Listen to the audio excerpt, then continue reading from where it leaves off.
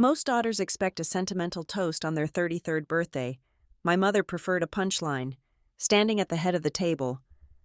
Candace didn't just announce I was adopted. She laughed while explaining the tax write-off, framing my existence as a clever accounting trick from the 90s. The room chuckled nervously, but I went cold. I realized then that to Candace, I wasn't a child she had raised. I was a receipt she had kept. The invitation to my own 33rd birthday party arrived on heavy, cream-colored cardstock 3 weeks before the actual date. It was classic Candace. She had not asked me if I wanted a party, nor had she inquired about my schedule. She had simply decided that her daughter was turning 33, and that the occasion required a 4-course dinner at the conservatory, Briar Glen's most ostentatious venue for people who wanted to feel like they owned the countryside without actually smelling any dirt. I sat in the passenger seat of our sedan as my husband, Mark, navigated the winding, tree-lined roads of our enclave. Briar Glen was the kind of place where the lawns were manicured with nail scissors, and the secrets were buried under layers of limestone and trust funds. I smoothed the fabric of my dress, a navy silk that I knew my mother would criticize for being too dark, too serious, too me. "You look beautiful," Mark said, glancing over at me. His hand left the gear shift to squeeze my knee. "Just remember, we can leave whenever you want. We have the babysitter until midnight, but we can be home by 10. I forced a smile. Mark was good. He was steady, grounded, and entirely normal. Everything I had sought out to counterbalance the orbit of my mother. But he underestimated Candace. No one left a Candace Bailey production early unless they wanted to become the villain of her next monologue. "We can't leave early," I said. "She has hired a photographer. If I am not there to blow out the candles and look grateful, she will tell my aunts I am having a mental breakdown." Mark sighed, turning into the gravel driveway of the conservatory. The building loomed ahead, a glass and steel structure glowing with golden light, surrounded by ornamental hedges. Valets in white jackets were already scurrying to open doors. "Just breathe, Lillian," I told myself. "It is 3 hours. 3 hours of smiles, small talk, and pretending that we are the perfect family she pays so much money to advertise." When we walked inside, the air smelled of expensive lilies and chilled champagne. Candace was holding court near the bar, wearing a shimmering silver gown that caught the light every time she moved. She looked spectacular. Of course, she always did. At 60, she had the energy of a woman half her age and the predatory focus of a hawk. "Lillian!" she cried out, her voice pitching perfectly to turn every head in the room. "There is the birthday girl!" She swept over to us, embracing me in a cloud of Chanel No. 5. Her grip was tight, her nails digging slightly into my bare arms. She pulled back to inspect me, her eyes scanning my hair, my makeup, my dress. "Navy," she said, her smile not wavering. "Very slimming. You look efficient." "Thank you." "Mother," I said. Mark stepped in, offering a polite greeting, which Candace accepted with the graciousness of a queen acknowledging a peasant. She immediately pivoted, linking her arm through mine. Come. You have to say hello to everyone. I have put together such a wonderful group." I let her drag me toward the private dining room she had reserved. I expected the usual suspects: my stepfather Richard, a few of my cousins, maybe the neighbors I had grown up with. But as we entered the space, a glass-walled room overlooking the dark gardens, I paused. There were about 20 people. I recognized half of them. Richard was there, holding a scotch and looking at the floor. My cousin Sarah waved from a corner, but seated at the prime tables were people I had spoken to perhaps once in my life, or never at all.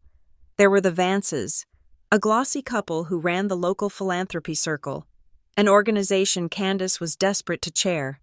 There was Mrs. Halloway, who sat on the board of the Botanical Gardens, and in the center of the room, looking utterly bored, was Gary Wexler. Gary was Candace's longtime accountant. He was a man made of beige suits and silence. I had not seen him since I was a teenager. Why was my mother's accountant at my 33rd birthday dinner? Who are all these people? I whispered to Candace. Friends? She beamed, waving at Mrs. Vance. Important friends. Lillian, it is good for you to network. You know how much the Vances love a good family story. Just smile and tell them about your job, but make it sound exciting. I felt the familiar tightening in my chest. This wasn't a birthday party. It was a showcase. I was the prop, the excuse for Candace to gather the people she wanted to impress and hold them captive with excellent wine and the illusion of maternal warmth. We took our seats. I was placed between Mark and Gary Wexler. The accountant nodded at me, his eyes dull behind wire-rimmed glasses. Happy birthday. Lillian, Gary said. His voice was dry, like shuffling paper. Thank you. Gary, it is a surprise to see you, Candace insisted.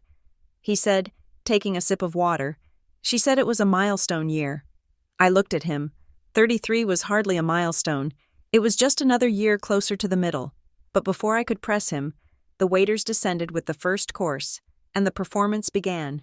Dinner was an exercise in endurance. I answered questions about my marketing job, polishing the edges until my life sounded as shiny as the silverware. I listened to Mrs. Vance talk about their upcoming gala for underprivileged youth, nodding at the appropriate times. Every time I looked at Candace, she was watching me, directing the scene with subtle nods and widened eyes. Then came the speeches. Richard stood up first. He looked tired. His toast was brief, mumbling something about how I had grown into a fine woman and how proud he was to be my stepfather. He sat down quickly, draining his glass.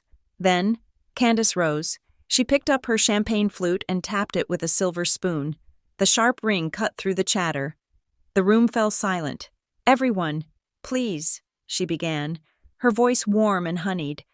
If we could just raise a glass to my daughter, Lillian. I fixed a smile on my face, staring at the white tablecloth. 33 years ago, my life changed, Candace said. She placed a hand on her chest. I remember bringing her home. She was such a tiny, fragile thing, a bundle of potential. She paused for effect. The Vances looked captivated. This was the Candace they knew, the benevolent matriarch. You know, it wasn't easy, she continued, her tone shifting slightly. She chuckled, swaying a little. She had had 3 glasses of wine. I had counted. Being a mother is a sacrifice. We all know that. But sometimes, you do what you have to do to make the numbers work. I frowned. The phrasing was odd. Mark shifted in his seat beside me. I was thinking about it just the other day. Candace went on, gesturing vaguely toward Gary Wexler. Gary remembers. We were sitting in his office in '93, looking at the projections, and I was just so worried about the estate bracket. The room was quiet. This was not normal toast material, and Gary looked at me and said, Candace, you need a dependent. You need to expand the household if you want to keep those assets liquid. She laughed, a bright, tinkling sound that echoed off the glass walls. So, really, we have Gary to thank for Lillian. A few people chuckled politely, assuming it was a joke they didn't quite understand. But I didn't laugh. I stared at her. We adopted her for the tax benefits, Candace blurted out, throwing her head back. It was the best write-off we ever made. Saved us a fortune that fiscal year. The silence that followed was absolute. It wasn't a stunned silence at first. It was a confused one. The guests were trying to process the syntax. Adopted for tax benefits. It didn't make sense. It sounded like a punchline to a dark joke that no one had set up. But Candace wasn't stopping. She was riding the wave of her own amusement. Oh, don't look so serious, she told the room, waving her hand at me. It was a brilliant move. Win-win. She got a house. We got a deduction. Everyone came out ahead. To Lillian. She raised her glass high. No one drank. Gary Wexler was staring at his bread plate, his face draining of color. Richard had closed his eyes. Mark's hand was gripping my thigh so hard it hurt. I felt a cold sensation start at the base of my spine and spread outward to my fingertips. My hearing seemed to tunnel. I watched my mother standing there, smiling, waiting for applause for her cleverness. She didn't see a daughter. She saw a transaction. Lillian? Mark whispered. I stood up. My chair scraped loudly against the hardwood floor. The sound snapped Candace out of her reverie. She looked at me, her smile faltering. Just a fraction. Lillian? Sit down. Darling, we haven't cut the cake. I looked at her. I looked at the Vances, whose mouths were slightly open. I looked at Gary Wexler, who refused to meet my eyes. I need to use the restroom. I said. My voice was steady, but it sounded like it was coming from someone else. I walked out of the private room, past the waiters holding trays of dessert, and into the main lobby. I didn't go to the restroom. I walked straight to the coat check, grabbed my ticket, and stood there shaking while the attendant retrieved my wrap. A moment later, the heavy doors of the dining room swung open. Candace marched out, her heels clicking aggressively on the marble. She wasn't embarrassed. She was annoyed. "Lillian!" she hissed, grabbing my elbow as I took my coat. "What are you doing?"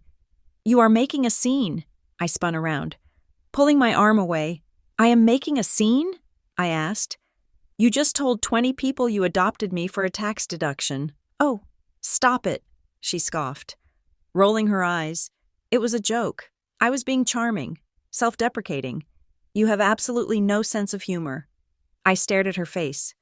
The perfectly applied foundation, the lack of any genuine remorse. "Is it true?" I asked. She sighed, smoothing the front of her silver dress. "It is complicated. Lillian, you know that. We wanted a child. The timing was advantageous. Why does it matter how you got here? You are here. You have had a privileged life. I saved you from God knows what kind of system.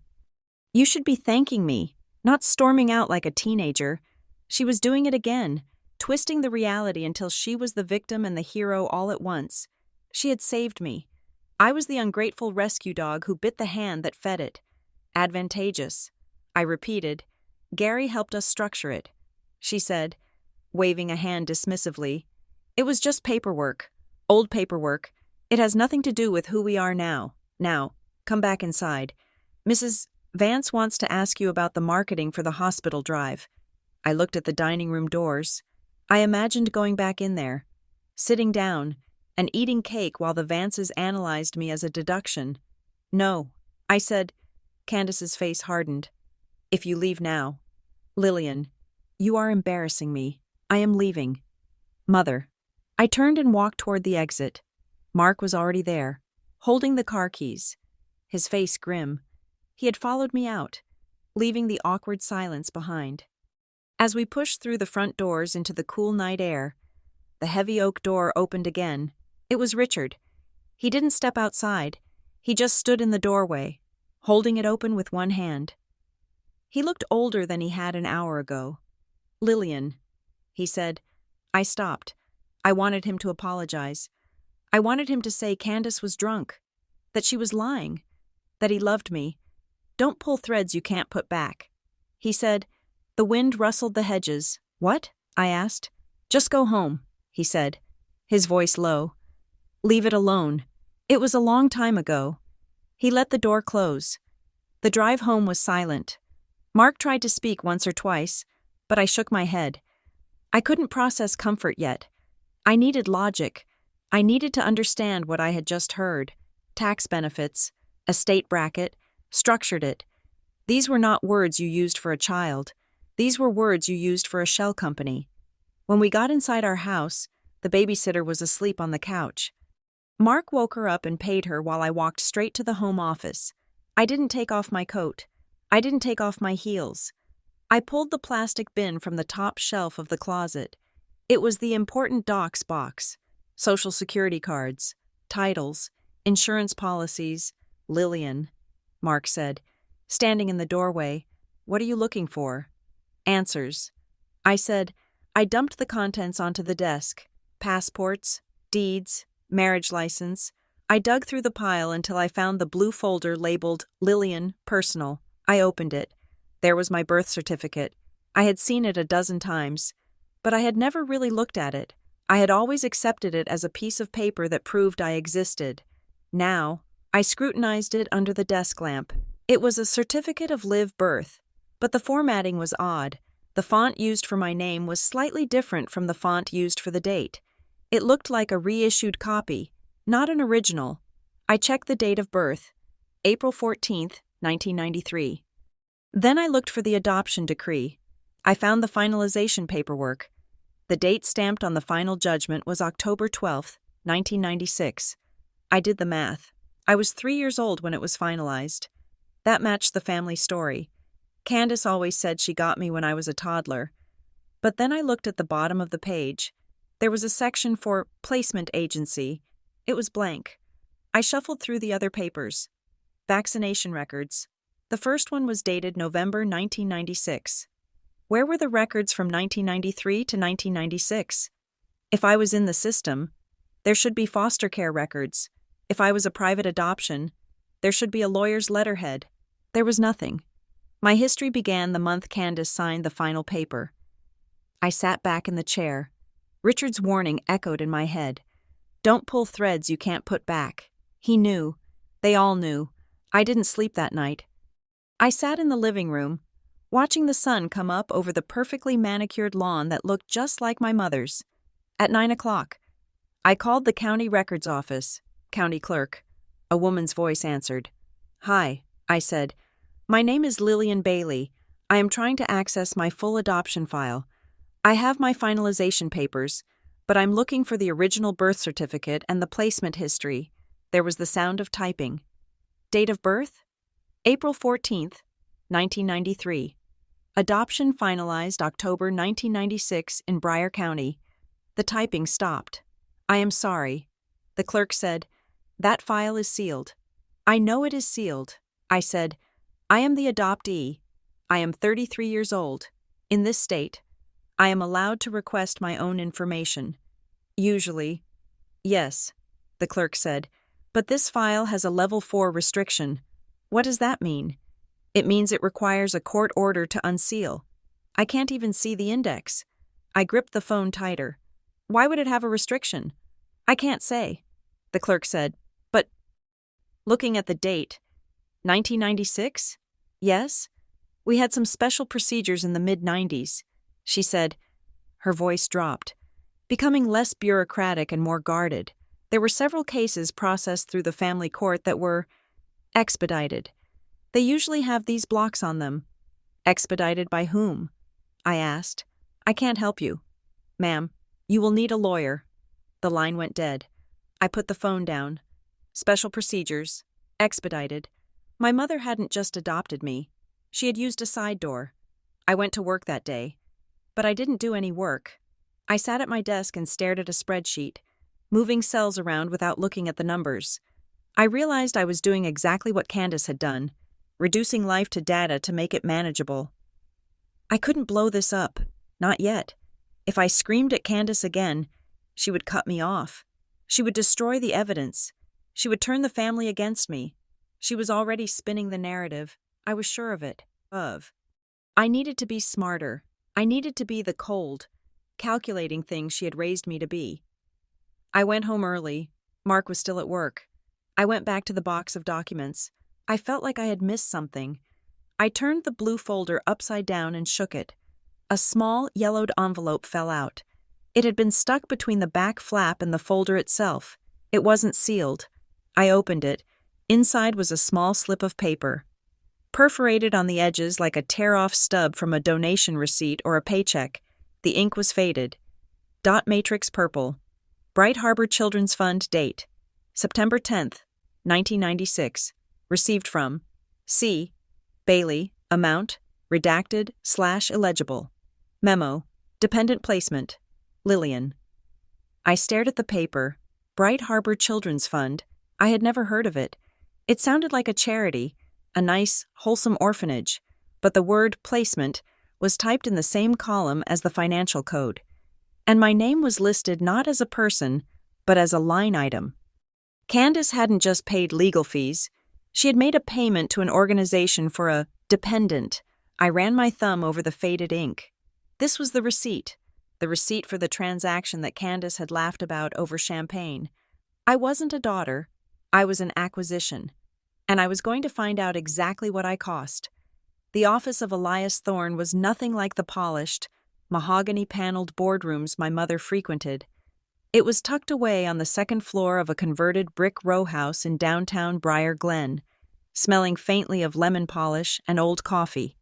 Elias himself was a man in his 60s with sleeves rolled up to his elbows and a desk buried under stacks of manila folders. He did not look like a shark. He looked like a man who spent his days trying to untangle knots that other people had pulled too tight. I had chosen him specifically because he was outside Candace's orbit.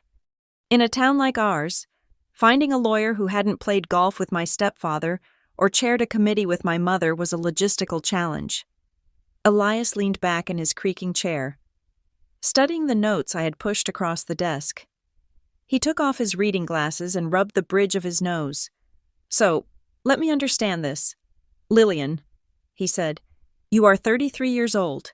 You have known you were adopted since last week, and you have reason to believe the adoption was irregular. Irregular is a polite word for it." I said, "My mother called it a tax strategy." Elias frowned. "People say a lot of things when they have had too much wine," he said, "but the law is usually boring. Adoptions are heavily regulated. Even 30 years ago, you couldn't just buy a kid like a stock option." I told him about the level 4 restriction the county clerk had mentioned. I told him about the receipt from the Bright Harbor Children's Fund. His expression shifted. The dismissal in his eyes vanished, replaced by a sharp, guarded intelligence. "Level 4, he asked. "Yes, she said it required special procedures." Elias put his glasses back on and picked up his pen. He tapped it rhythmically against the desk. "Sealed adoptions are standard," he said slowly. "They protect the birth parent's privacy, but a level 4 restriction isn't about privacy, it is about security, usually. I only see that kind of lock on cases involving witness protection or high-level state wards. Or what? Or cases where the chain of custody is legally fragile," he said. "If the court sealed it that tightly, it means they didn't want anyone looking back, ever." He leaned forward, lowering his voice. "Lillian, if you want me to file a petition to unseal these records, I can, but I need to warn you. When the state hides something that deep, they do not like it when you start digging. And if your mother has the kind of resources I think she has, she will know the moment we file the paperwork. I am not afraid of her." I said, "You should be," he said, "not physically, but legally, socially. If this adoption was pushed through using loopholes that have since been closed, exposing it doesn't just hurt her, it could invalidate your legal status in ways we can't predict. It could open a door to biological relatives you might not want to meet." I looked at the receipt I had scanned and printed for him. Dependent placement. I just want to know if I was purchased. "Elias, I want to know if I am a daughter or a deduction." Elias sighed. "All right," he said. "We will start quietly. I will draft a formal request for the records, citing medical necessity. It is the path of least resistance. But while I do that, you need to gather whatever you can from the public record. School transcripts, medical history, anything that establishes a timeline before 1996. He walked me to the door. "And Lillian?" "Yes?" "Don't tell your mother you are here. If she really did game the system, she has spent 30 years building a wall to hide it. She won't let you tear it down without a fight." I took his advice. I did not go to war. I went to the Briar Glen School District Administration Building. It was a drab, concrete structure near the high school. The air conditioning was humming loudly, battling the humid afternoon heat. I filled out a request form for my own cumulative student file. Dating back to kindergarten, the clerk, a young woman chewing gum with rhythmic precision, didn't even look up as she took my driver's license. "Archives are in the basement," she said. "It might take 20 minutes." I waited on a hard plastic bench. I watched parents coming in to register their children. Holding shiny folders and birth certificates, I wondered if any of them were doing math in their heads about tax brackets. When the clerk returned, she handed me a thick envelope. "Here you go," she said. "Copies of everything we have on microfiche." I took the envelope to my car and sat in the parking lot. My hands were shaking slightly as I undid the clasp. I flipped past the high school transcripts and the middle school report cards. I went straight to the bottom of the stack. Kindergarten registration, 1998. It was a standard form, filled out in my mother's jagged, assertive handwriting. Mother, Candace Bailey. Father, Richard Bailey. But then I looked at the top line. Student name. It said Lillian Bailey, but the Bailey was written in a different ink. I held the paper up to the sunlight coming through the windshield. Underneath the blue ink of Bailey, there was something written in black ballpoint. It had been scribbled over, heavily, with loops and hard lines, obliterating the word beneath. I squinted. The first letter looked like a M, or maybe a W. The end of the word had a tail, like a Y or a G, M, R, Y, W, A. It was impossible to read, but the intention was clear. I had been enrolled under one name, and then, at the last second, someone, likely Candace, had erased it and overwritten it with her own. Why not just get a new form? Why scribble it out? Because she was in a rush, I thought, or because she wanted to make sure the old name was gone, but didn't want to wait for the administrative lag of a new file. I pulled out my phone and took a high-resolution photo of the scribble. I manipulated the contrast, trying to bring out the underlying text, but it was just a mess of ink. I started the engine and drove toward the pediatric clinic I had gone to as a child. It was a long shot. Most places purged records after 7 or 10 years. But Dr. Evans had been an institution in Briar Glen. He was the kind of doctor who kept everything. The clinic was now part of a massive healthcare conglomerate, the waiting rooms sleek and digital. I spoke to an administrator who looked at me like I was speaking a foreign language when I asked for paper charts from the 90s. Everything was digitized in 2010, she said, typing on her keyboard. If you were a patient then, your historic data would have been scanned. She frowned at the screen. That is odd, she said. What? I have you in the system, she said. Lillian Bailey, date of birth, April 14th, 1993. But the file is empty. Empty? I asked. It says see external archive, she said. But when I click the link for the archive location, it gives an error code. She turned the screen so I could see. Error 404. Vendor not found. Archive. Ironclad Retention Services. Ironclad Retention Services. I repeated. Never heard of them. She said, usually, we use a big company like Iron Mountain. This looks like a third-party vendor that maybe went under? So my medical history is just gone? I am sorry, she said.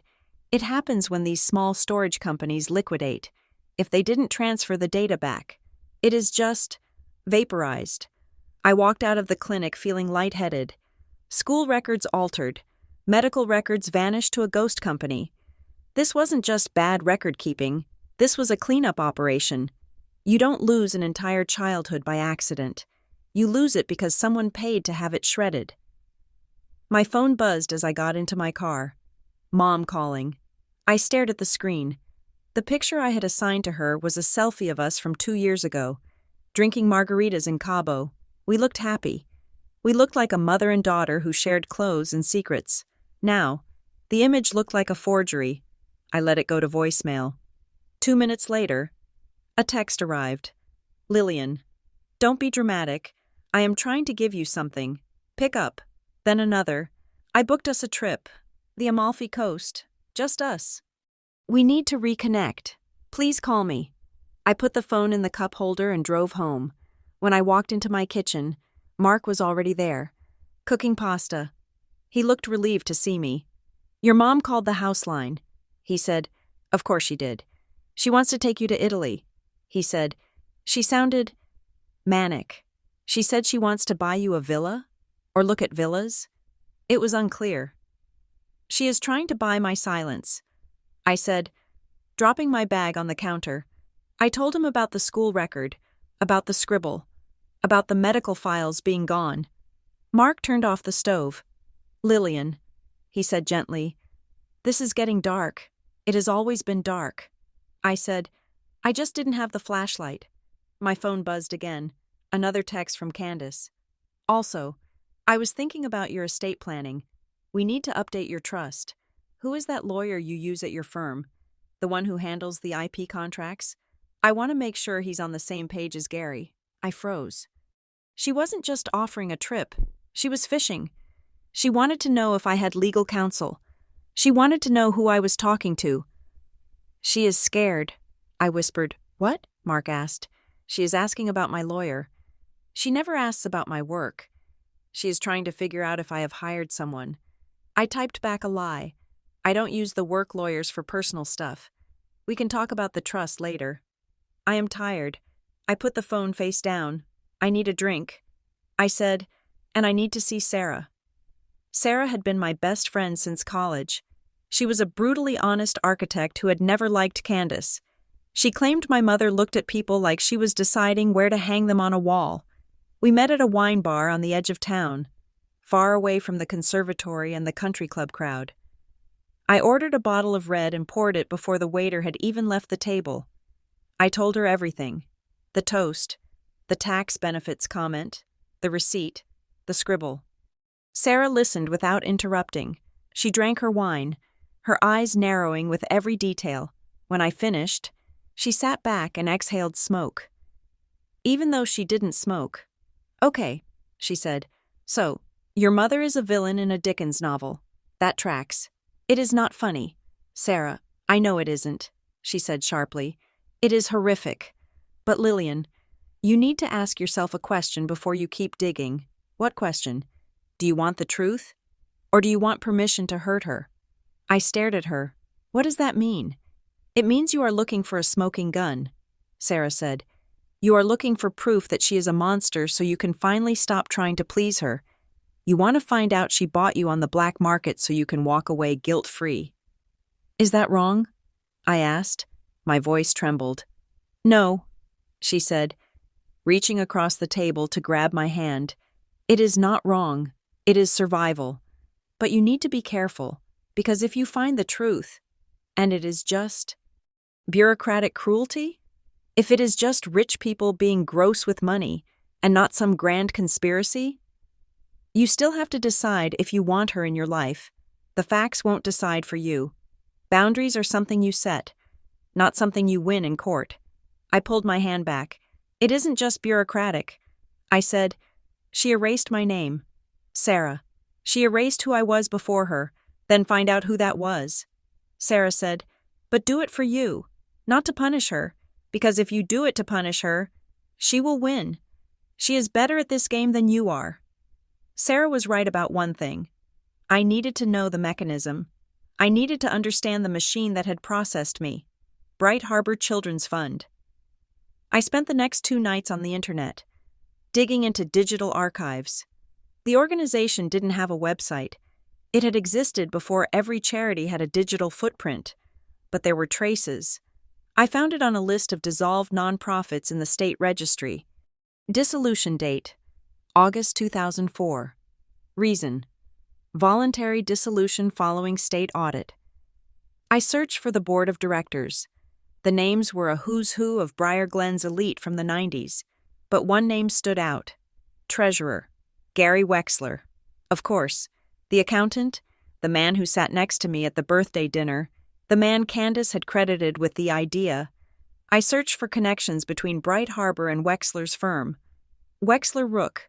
I found a PDF of an old community newsletter from 1996. It was a scanned image, grainy and crooked. Wexler Rook announces strategic partnership with Bright Harbor to facilitate family growth. It was corporate speak for, we have a business deal. I needed to talk to someone who had been on the inside, someone who wasn't Gary Wexler. I scoured LinkedIn and old staff directories. Most of the people involved were dead or retired to Florida, but I found a name in a footnote of the dissolution paperwork. Margaret Gable, administrative secretary. She lived in a town 30 minutes away. She was 72 years old. I didn't call. I drove there on Saturday morning. Her house was a small, tidy bungalow with a garden full of ceramic gnomes. When I knocked, she answered the door in a floral apron, smelling of yeast and cinnamon. Mrs. Gable? I asked. Yes? She looked at me suspiciously. She had sharp, bird-like eyes. My name is Lillian. I think I was a client of Bright Harbor Children's Fund, back in '96. Her face went pale. The door started to close. "We are closed," she said. "That fund has been gone for 20 years. "Please," I said, putting a hand on the doorframe. "I am not a reporter. I am the child. I just want to understand how I got here." She looked at my face. She must have seen the desperation. Or perhaps she recognized something in my eyes. She hesitated, then opened the door.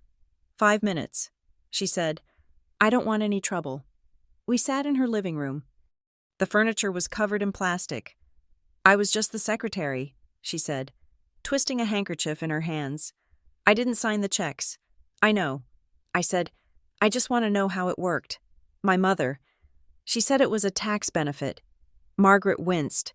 They weren't supposed to say that part out loud. She whispered, "So it is true?" Margaret looked at the window, checking to see if anyone was watching. It was a different time. She said, "The laws were looser. Mr. Wexler, he had this system. Tell me about the system." "Wealthy families," she said. "Clients of the firm.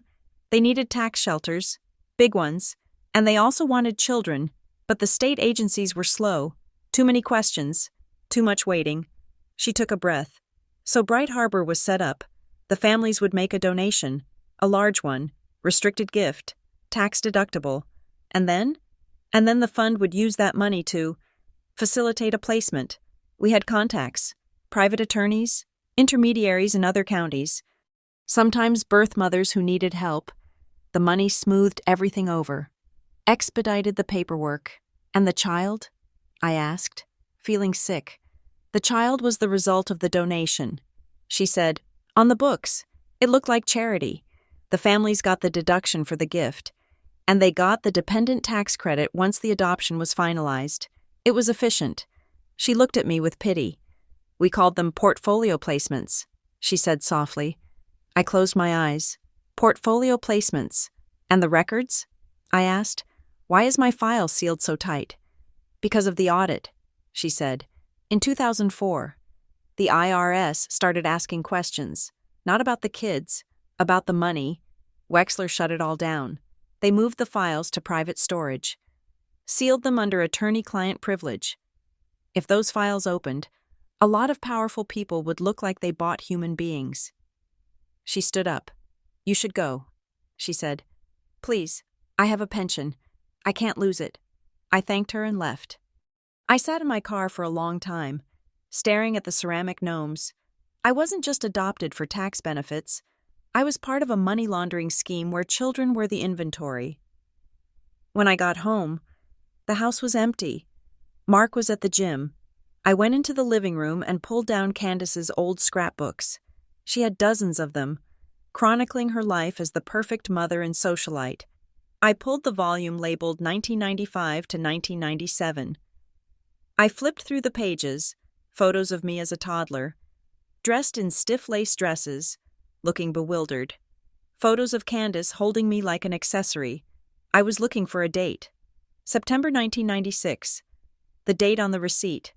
I found a page dedicated to that month, but there were no photos of me. There was a newspaper clipping from the Briar Glen Gazette. Candace Bailey honored with Civic Giving Award. The photo showed Candace standing at a podium, holding a crystal plaque. She was beaming. Standing next to her, clapping, was Gary Wexler. I read the article. Local philanthropist Candace Bailey was recognized this week for her substantial anonymous contributions to child welfare organizations. "It is not about the recognition," Bailey said. "It is about saving lives. Every child deserves a home, and sometimes it takes a village to fund that home." The date of the award was September 20th, 1996. 10 days after the receipt date, she had donated the money to buy me. She had taken the tax deduction for the donation, and then she had accepted an award for her generosity. She had parlayed my purchase into social capital. I stared at her smiling face in the newsprint. The confession at the birthday party hadn't been a joke.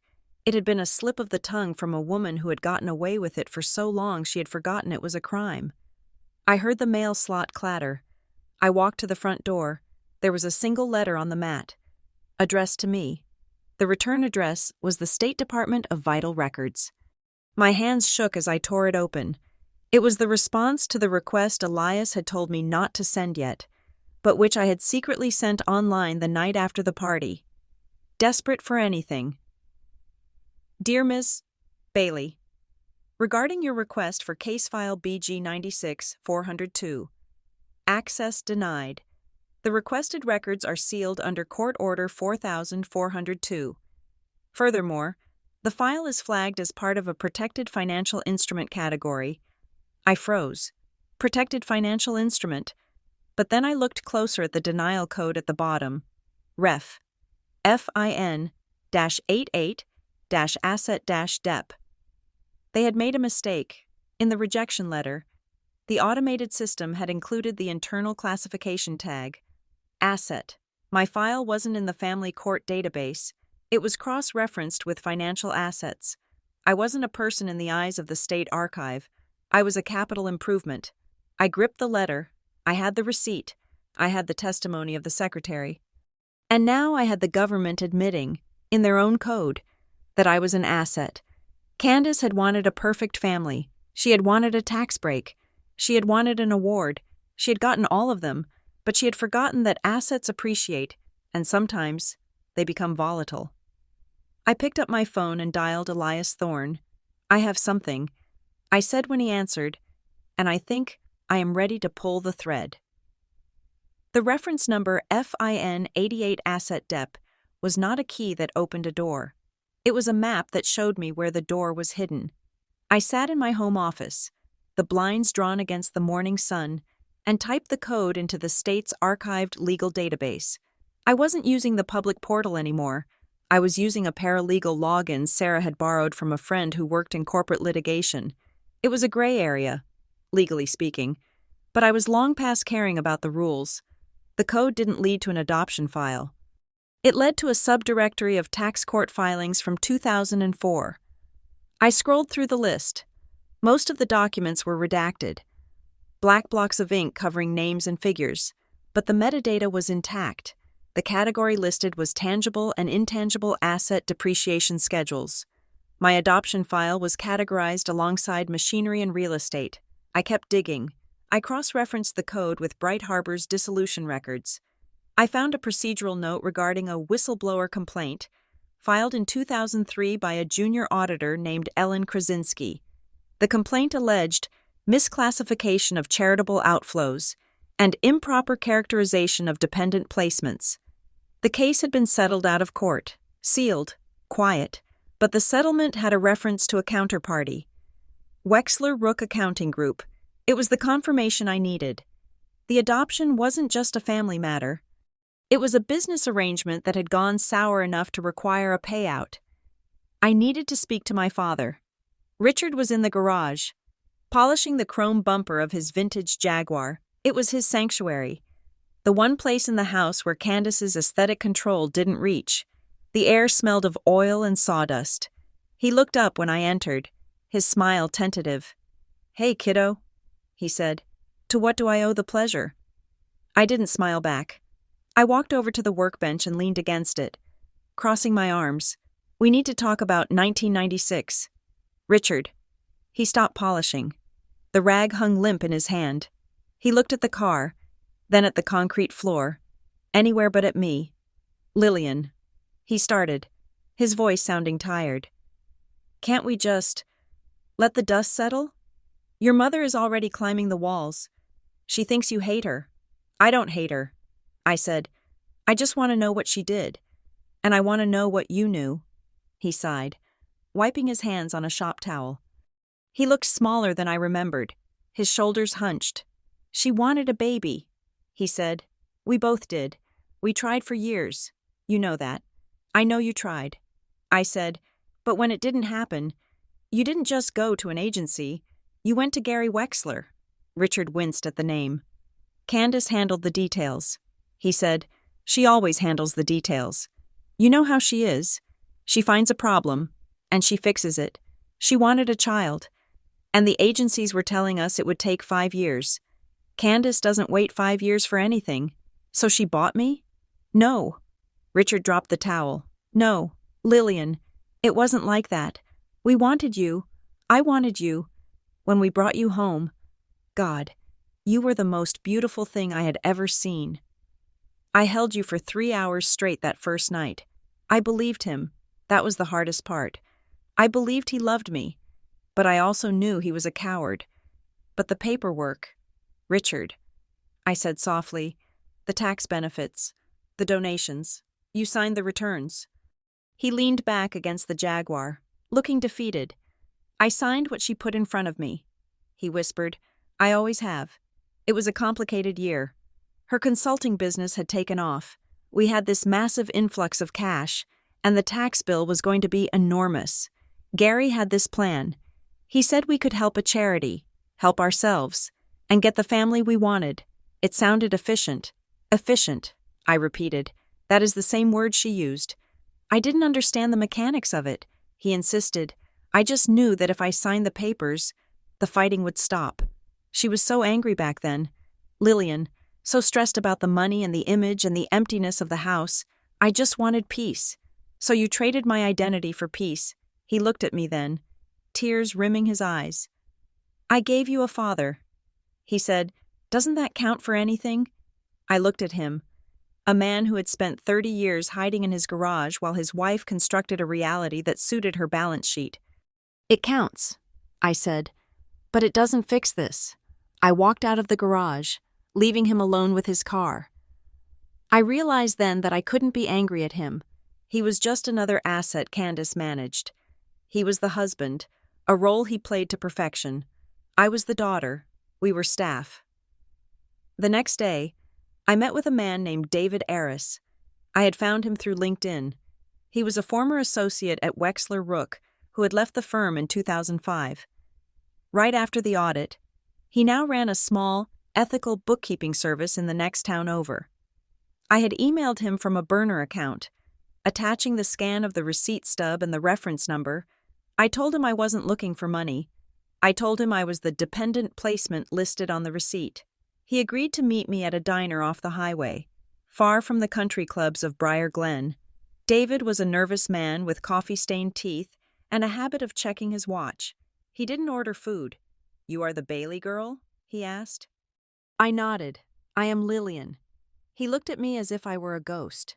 I remember that file, he said. Not the name specifically. We use numbers mostly. But I remember the Bailey account. It was one of the big ones. Tell me how it worked. I said. David wrapped his hands around his mug. It was a package. He said, Wexler called it the legacy strategy. It was for high net worth clients who had a specific problem, a sudden spike in income that would push them into the highest tax bracket, combined with a desire for lifestyle expansion, adoption. I said, adoption, surrogacy, even private schooling. He said, the tax code is strict about what you can deduct. You can't just write off the cost of a private adoption as a business expense, but you can make a charitable donation. He took a sip of coffee. So, the client would make a restricted donation to Bright Harbor. Say, $50,000. Bright Harbor was a valid nonprofit. On paper. The client gets the $50,000 deduction. That offsets the income spike. And Bright Harbor? Bright Harbor uses the money to pay the consultants. David said, lawyers, social workers, facilitators. They find the child. They expedite the process. The money greases the wheels. So my mother paid for me with a tax-deductible donation. Technically, yes, he said, but it went deeper. Once the adoption was finalized, Wexler would file for the dependent tax credit, and because the initial outlay was a donation, the family hadn't technically spent any post-tax dollars on the adoption fees. They got the kid for free, essentially. Sometimes better than free. If the tax savings were high enough, they actually made a profit on the transaction in the first year. I felt the bile rise in my throat. They made a profit, I whispered. David looked down at the table. We had a spreadsheet. He said, dependent optimization. We tracked the ROI on each placement. ROI, return on investment. Was I a high yield? I asked, my voice trembling. He looked up, his eyes sad. You were a gold tier placement, he said. Your mother's income that year. She had a massive consulting payout. The deduction she got for the gift to Bright Harbor saved her almost 40% in taxes. And because you were finalized before the fiscal year ended, she got the full credit. He reached into his briefcase and pulled out a photocopy of a generic slide deck. I kept this, he said. It is the sales pitch Wexler used. I looked at the cover slide. The family asset. Growing wealth by growing love. It was grotesque. It was a pitch deck for human trafficking disguised as philanthropy. Thank you. David, I said. I stood up. I couldn't breathe in the diner anymore. Wait, he said. I turned back. There is one more thing. The reason the whistle was blown? It wasn't just the taxes. It was the inventory. Inventory? Sometimes, he said, his voice dropping to a whisper. The families didn't want to wait for a baby. So Bright Harbor kept a few in reserve, in foster homes that were on the payroll, just in case a client needed a placement before December 31st. I walked out to my car and vomited on the pavement. I spent the next week in a haze. I went to work, but I didn't function. I sat in meetings and watched mouths move. Hearing only ROI and inventory, I wasn't just unloved, I was managed. I started to look back at my childhood through this lens. I bought a black notebook and started writing down memories, trying to separate the real from the curated. Age 8, Disney World. The memory. We stayed in the Grand Floridian. Candace bought me the princess package. I thought she was being magical. The reality. She invited a client to dinner at Victoria and Albert's that same night. She introduced me as my little miracle. The client signed the contract the next morning. Was the trip a business expense? Age 12. The equestrian team. The memory. Candace bought me a horse. I hated riding, but she insisted I had natural grace. The reality. The barn was owned by the wife of the mayor. Candace was trying to get a zoning variance for her office extension. I was the bridge to the social circle. Once the variance was approved, the horse was sold. I rode until my hand cramped. I was deconstructing my own history, stripping away the varnish to see the rot underneath. Then, the invitation came. Sunday brunch, the house, 11 a.m., no excuses. It was a command performance. I arrived at the house at 10:59. The driveway was filled with cars. Candace had invited the cousins and a few neighbors. She needed an audience. She knew I wouldn't make a scene in front of the Joneses. When I walked in, Candace was in the kitchen, directing the caterers. She looked radiant in a cream cashmere sweater. "Lillian!" she cried, coming over to kiss my cheek. The air kiss. She didn't touch my skin. "I thought we could have a nice family day," she said, linking her arm in mine. "Put all that silliness from the birthday behind us." Silliness. I said, "Oh, you know what I mean," she said, lowering her voice. I had too much champagne. I phrased things poorly. I just meant that we got help because we adopted. It is a good thing to use the resources available. She squeezed my arm. I did it for us. "Lillian, to build this life, look around you." I looked. The granite countertops, the imported tile, the view of the garden. It is very nice. "Mother," she beamed. "Come, let's take a photo. For the Instagram." She pulled me toward the window. She arranged us, tilting her head so the light hit her good side. She put her hand on my shoulder, her grip firm. "Smile." "Darling," she said through her teeth. "Look happy." I smiled. It was a rictus of a smile, a baring of teeth. Click. She immediately checked the phone. "Gorgeous," she said. "I will caption it, unconditional love." I excused myself and went to the bathroom. I took out my phone and opened the voice memo app. I started recording my own notes, whispering into the microphone. She is resetting the narrative. She is claiming the tax fraud was help. She is using the word sacrifice while standing in a $3 million kitchen. She views me as a supporting character in her biopic. I washed my hands and stared at myself in the mirror. I looked like her. I had her hair, her chin, but I wasn't her blood. I was her product. I went back out. I survived the brunch. I ate the quiche. I listened to the neighbors talk about their renovations. I watched Richard drink 3 Bloody Marys in an hour. When I left, Candace hugged me at the door. "I am glad you are being sensible." She whispered, "We have a good life. Lillian, don't spoil it by looking for problems that don't exist." I drove straight to the Bryer County Historical Society. I had found the listing online the night before. They held the archives of several defunct local banks, including the one Candace had used in the 90s. I had requested to see the charitable giving ledgers from 1996, claiming I was researching local philanthropic history for a master's thesis. The archivist, a dusty man named Mr. Henderson, handed me a heavy box. "These are just the public summaries," he said. "The detailed accounts are private, but the major donations were often listed in the annual reports." I sat at a wooden table and flipped through the 1996 report for the Briar Glen Community Trust, which had acted as a clearinghouse for some of Bright Harbor's funds. I looked for Candace's name. It wasn't there, but I knew she had donated. The receipt said so. Then I saw it. September 10th, 1996. Donor: Blue Heron Consultants. Amount: $75,000. Designation: Bright Harbor. Restricted Fund: Blue Heron Consultants. I knew that name. It was the name of the shell company Candace had used to buy the vacation home in Aspen. It was registered to our home address. $75,000. That was the price. But there was something else. I looked at the date again. September 10th. Then I looked at the entry above it. August 15th, 1996. Donor: The Fallon Family Trust. Amount: $75,000. Designation: Bright Harbor. Restricted Fund. Refunded. Refunded? I pulled out my notebook. I wrote down the dates. August 15th. The Fallons pay $75,000. September 1st.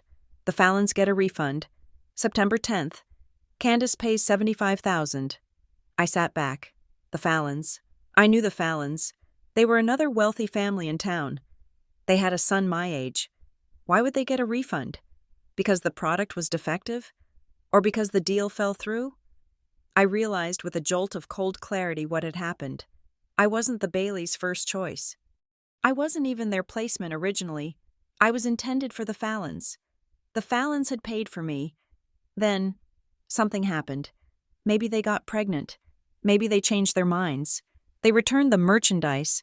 And Candace, seeing an opportunity, a distressed asset, a quick closing, a tax deadline approaching, had swooped in. She had picked up the contract. She didn't wait years for me. She waited days. It was an opportunistic pivot. I was a clearance item. I took a picture of the page. I walked out of the Historical Society into the late afternoon sun. The world looked sharp and hard. I wasn't a daughter. I was a salvage operation. My phone buzzed in my pocket. I pulled it out. It was a text from an unknown number. "Stop digging. You're not the only file."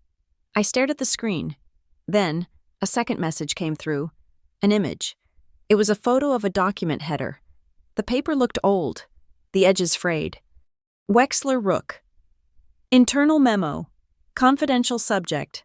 Dependent optimization / asset pool B. Client: Bailey. C. Item: Lillian. Reassigned from Fallon account. I felt the blood drain from my face. Someone was watching me. Someone knew I had the receipt. Someone knew I had talked to David. I looked around the parking lot. It was empty. I looked at the text again. "You're not the only file." The implication hung in the air like smoke. I wasn't the only one. There were others. Other children bought for tax credits. Other adults walking around Briar Glen who thought they were loved, but were actually just lines on a spreadsheet. I wasn't just fighting my mother anymore. I was standing on the edge of a mass grave of identities, and I had just picked up a shovel. I placed the phone on Elias Thorne's desk, the screen still glowing with the image of the document header, Dependent Optimization / Asset Pool B. Elias stared at it for a long time. The silence in his office was heavy, broken only by the ticking of a grandfather clock in the corner. When he finally looked up, his expression was grim. "You need to be very careful." "Lillian," he said, "I am done being careful." I said, "I want to know who sent this." Elias held up a hand. "Listen to me. This isn't just a family secret anymore. This is evidence of systemic fraud involving a firm that handled money for half the founding families in Briar Glen. If you start waving this around, you are not just attacking your mother, you are attacking the financial bedrock of this town. He took off his glasses and rubbed his eyes. Whoever sent this is taking a risk.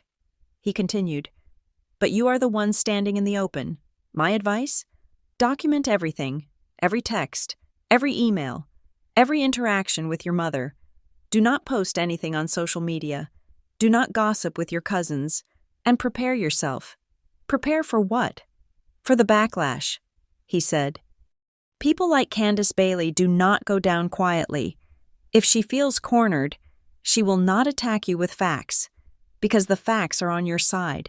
She will attack your credibility. She will make sure that by the time you speak, no one is listening. I looked at the phone again. I need to talk to the sender. I said, Elias sighed. Use a burner app, he said. Do not use your personal email, and do not agree to meet in person unless you are in a public place with cameras. I didn't sleep that night.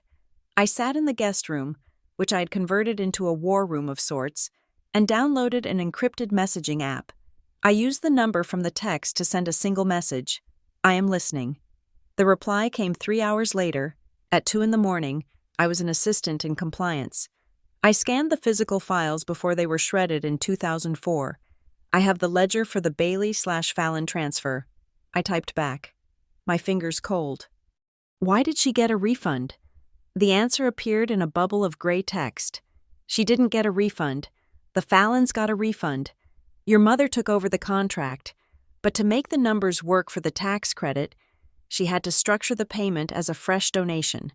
The problem was, she had already capped her charitable deductions for the year. I waited. The 3 dots pulsed. So Wexler set up a loop. Your mother donated $75,000 to Bright Harbor. Bright Harbor then hired Blue Heron Consultants, your mother's shell firm, for a strategic review project. They paid Blue Heron $65,000 in consulting fees 2 weeks later. I stared at the screen. She got the money back? I typed. Most of it. She took the $75,000 deduction on her personal taxes, which saved her about $30,000 in liability. Then she got $65,000 back in cash through her business. The adoption didn't cost her anything. She made a profit of roughly $20,000 on the transaction. If you count the tax savings, I put the phone down. I felt a physical blow to my chest, a hollow thud that left me breathless. It wasn't just that she had bought me. It was that she had refused to actually pay for me. She had moved money in a circle, created a paper trail of generosity, and ended up richer than she started. I was a net positive asset. I looked at the text again. Did she love me? I almost typed it, but I deleted the letters. The assistant in compliance couldn't answer that. The spreadsheet couldn't answer that. But the spreadsheet told me something else. It told me that my value to Candace was conditional. It was based on the math working out. I thought about the times she had denied me things, a school trip, a specific dress, claiming we had to be prudent. I thought about how often she talked about the cost of raising a child. I sacrificed so much for you. She hadn't sacrificed a dime. She had arbitraged me. The next morning, the emotional reality set in. It was a strange, suffocating grief. If she had hit me, I could have hated her. If she had starved me, I could have reported her. But this was a violence of bureaucracy. It was a cold, white-collar cruelty that left no bruises. She had fed me. She had clothed me. She had sent me to good schools, to the outside world. I was the lucky beneficiary of a wealthy woman's love. But inside the house, I had always felt like an employee who was constantly being evaluated. Now I knew why. I wasn't just a daughter. I was a living tax shelter. If I failed, if I wasn't perfect, if I didn't smile in the photos, if I didn't marry well, I wasn't just disappointing her. I was depreciating the asset. I sat at my kitchen table, staring at a cup of coffee that had gone cold. I grieved the mother I never had. I grieved the idea that somewhere there was a version of this story where I was just wanted for the sake of being wanted. My phone pinged. It was Candace. Thinking of you. Darling, I found this old photo of us at the beach. Look how happy we were. I would do it all again for you in a heartbeat. Love you. Attached was a photo of me at age 5, building a sandcastle. Candace was standing behind me, looking at the camera. Not at me. I felt a wave of nausea. I would do it all again. Yes, she would do the math again. 2 hours later, my cousin Sarah called. Lillian. She said, her voice dropping to a whisper, I shouldn't be telling you this, but Aunt Candace called my mom this morning. Oh? I said, gripping the phone. She was crying.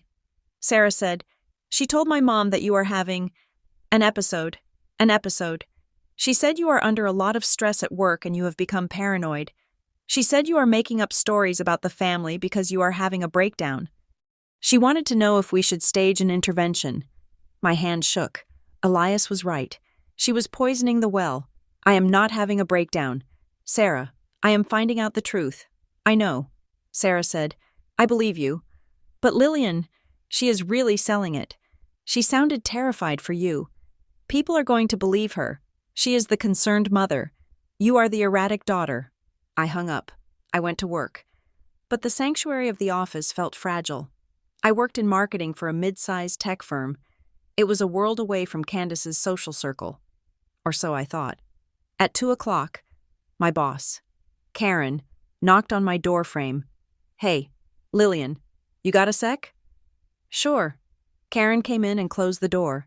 She looked uncomfortable. Everything okay at home? She asked. I stiffened. Yes, why? I got a weird email today.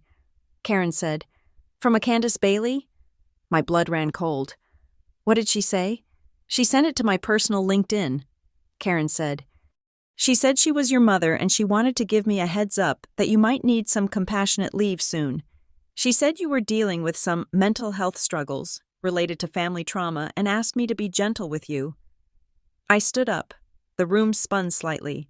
She contacted my boss. She was trying to dismantle my career. She was trying to make me look unstable so that if I ever went public with the documents, I would look like a crazy woman with a vendetta. Karen, I said, my voice steady despite the rage boiling in my gut.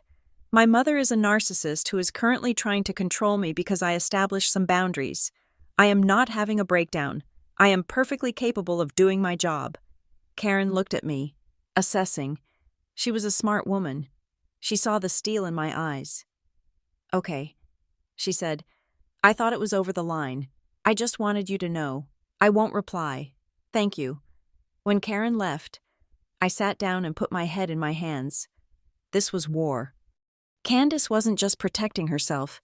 She was trying to delete my credibility. She was trying to turn me into a child again, a helpless, broken thing that needed her management.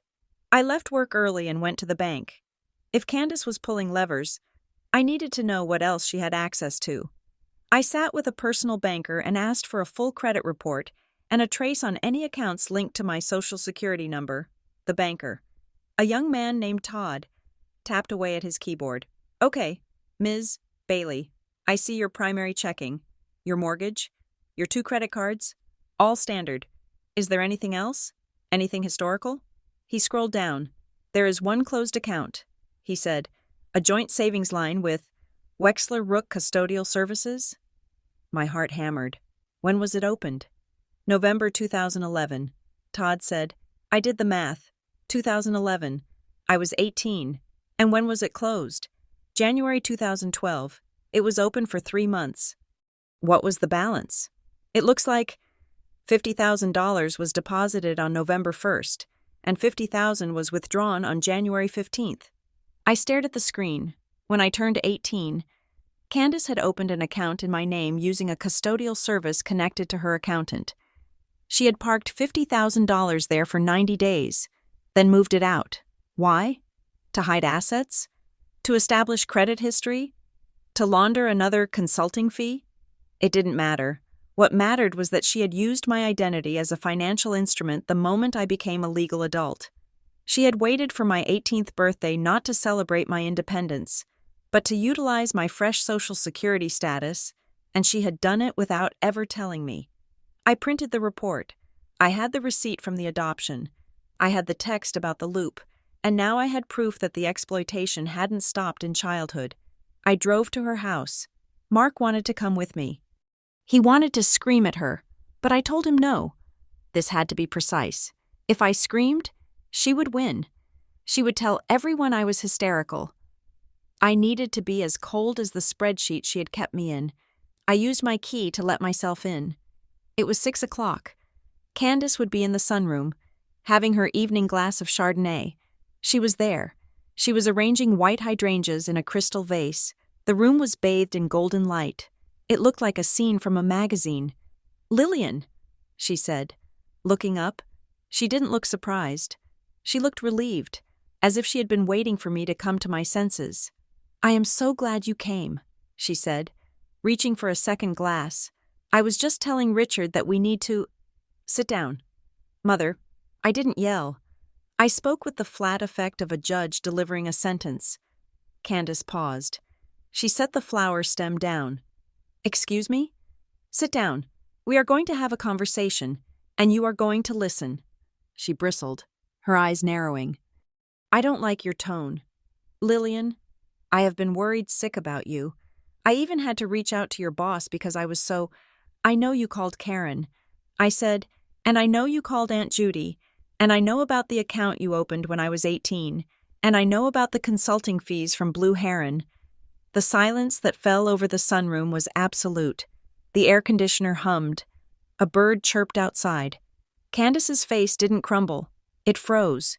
The warmth vanished, replaced by a mask of icy calculation. She picked up her wineglass and took a slow sip. "I don't know what you're talking about," she said. "Stop it." I said, "I have the receipts. I have the ledger from Bright Harbor. I know about the refund from the Fallons. I know you didn't adopt me. You acquired me. And I know you made a profit doing it." Candace set the glass down. "Hard. You are ungrateful." She hissed. "No." I said, "I am informed. There is a difference." She stood up, her hands gripping the edge of the table. "How dare you?" she said, her voice rising. "How dare you come into my house and accuse me of these things? I saved you. You were unwanted. The Fallons threw you back like a defective coat. I took you in." She threw the words at me like stones. "Defective coat." I didn't flinch. "You took me in because you needed a deduction," I said, "and because you needed a prop for your charity gala." "I loved you," she screamed. Tears sprang to her eyes, sudden and practiced. "I loved you every day. I gave you everything. Do you know what it cost me to raise you? The time? The energy? And this is how you repay me? By digging through old papers and trying to destroy my reputation?" She was cycling through the stages. Rage. Victimhood. "I am not trying to destroy you." "Candace," I said calmly, "I am trying to divorce you." She stopped crying instantly. "What?" "I am setting boundaries." I said, "Effective immediately. You will not contact my employer. You will not post about me on social media.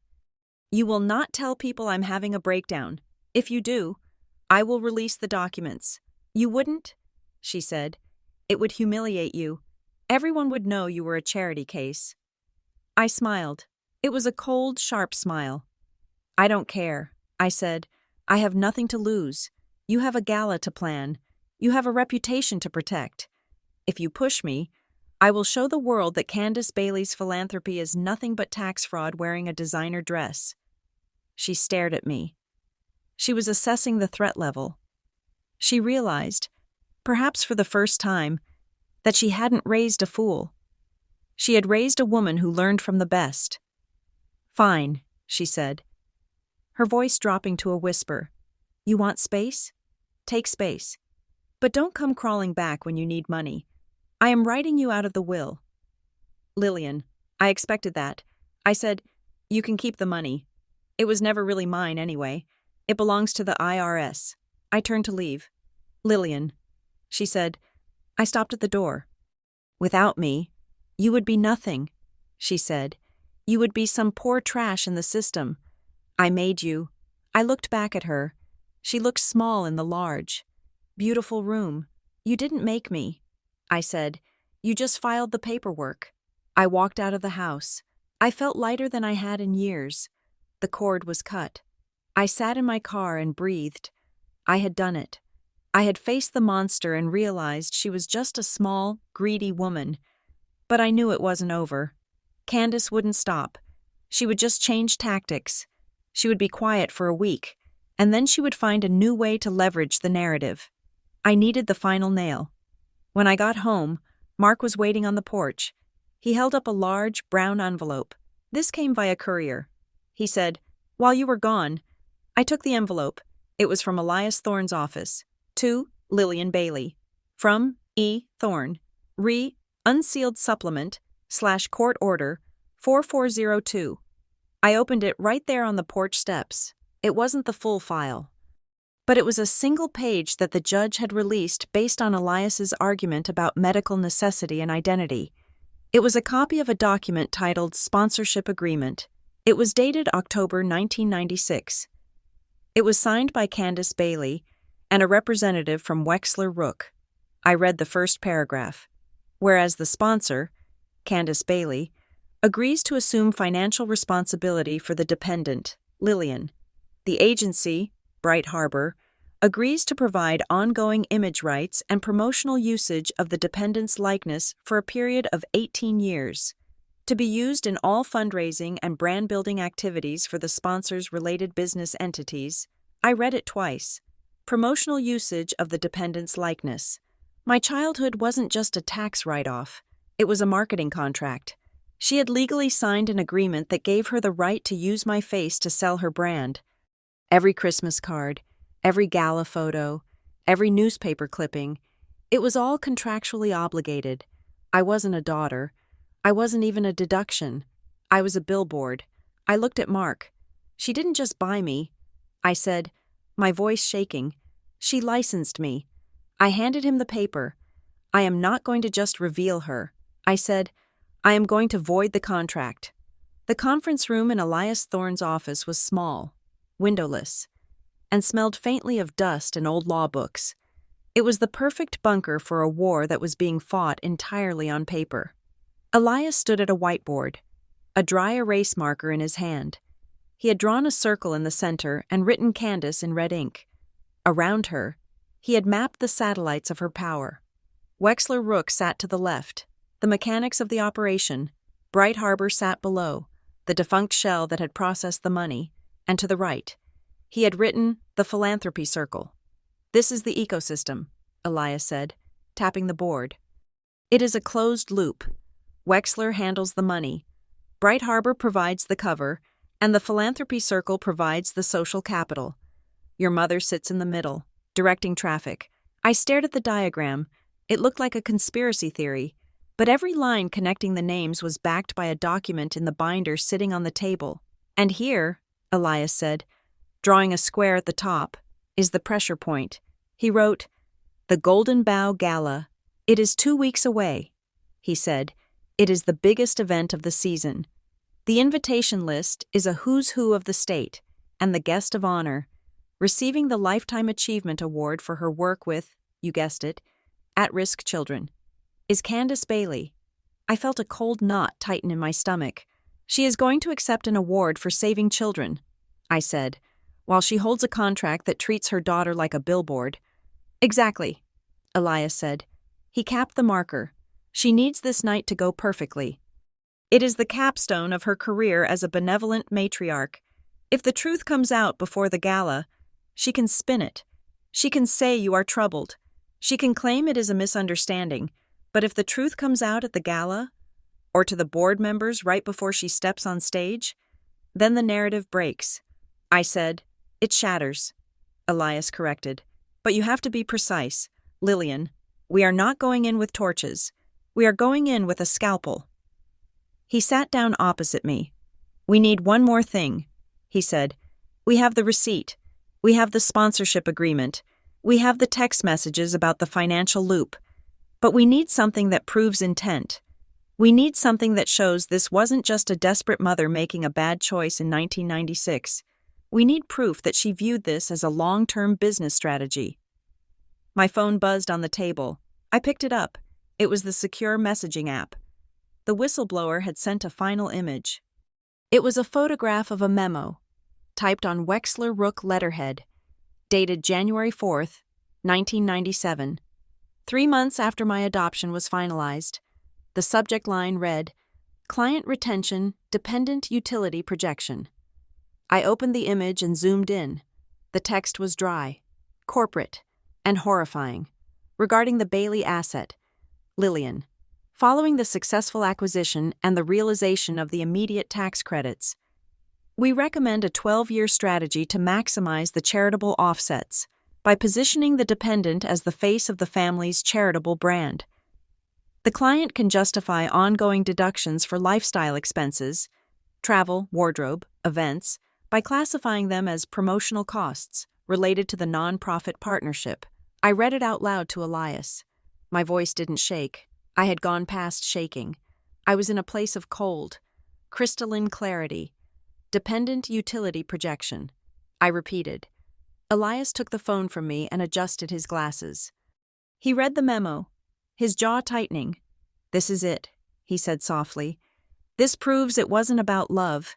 It was about amortization. They plan to write off your clothes and your vacations as business expenses for 12 years. He looked at me. Lillian. This is tax fraud on a massive scale. But more than that, it is slavery. I said, it is slavery with better catering. I needed to see Richard. I knew he was weak. I knew he was an enabler. But the memo mentioned the client in the singular, yet referenced the family in the strategy. I needed to look him in the eye and see if he knew I was a utility projection. I went to the house on a Tuesday morning, knowing Candace would be at her Pilates class and then at the gala committee luncheon. Richard was in the kitchen, making coffee. He jumped when I unlocked the back door. Lillian, he said, clutching his chest. You scared me. He looked terrible. His face was gray, the skin sagging around his eyes. He was wearing a t-shirt with a stain on the collar, something Candace would never have allowed him to wear if she were home. I need to ask you something. Richard, I said, and I need you to answer me without looking at the floor. He put the coffee pot down. He didn't offer me a cup. Your mother isn't here. He said, I know. That is why I'm here. I walked over to the island and stood across from him. The granite was cold under my fingertips. I found a memo. I said, from 1997, it outlines a plan to use me as a promotional tool for 12 years to write off lifestyle expenses. Richard closed his eyes. I don't know about the memos. Lillian, I never read the memos. But you signed the tax returns. I said, you saw that my clothes were listed as business expenses. You saw that our family vacations were billed to the charity account. He stayed silent. Richard, I said. He opened his eyes. They were wet. I just have one question. I said, in 33 years, did you ever, even once, ask what I wanted? Did you ever ask if I wanted to be in the photos? Did you ever ask if I wanted to go to the galas? Did you ever wonder if I was happy? Or did you just check to make sure I was performing? He crumbled. It wasn't a dramatic collapse. It was a slow, deflating slump against the counter. He covered his face with his hands. I was afraid. He whispered through his fingers. Afraid of what? Afraid of her. He said, afraid of losing this. He gestured vaguely at the kitchen. The house, the invisible weight of their status. I was a junior partner when we met. She made me, Lillian, everything I have. The reputation, the comfort. She built it, and she made it clear that to be in this family, you had to play the part.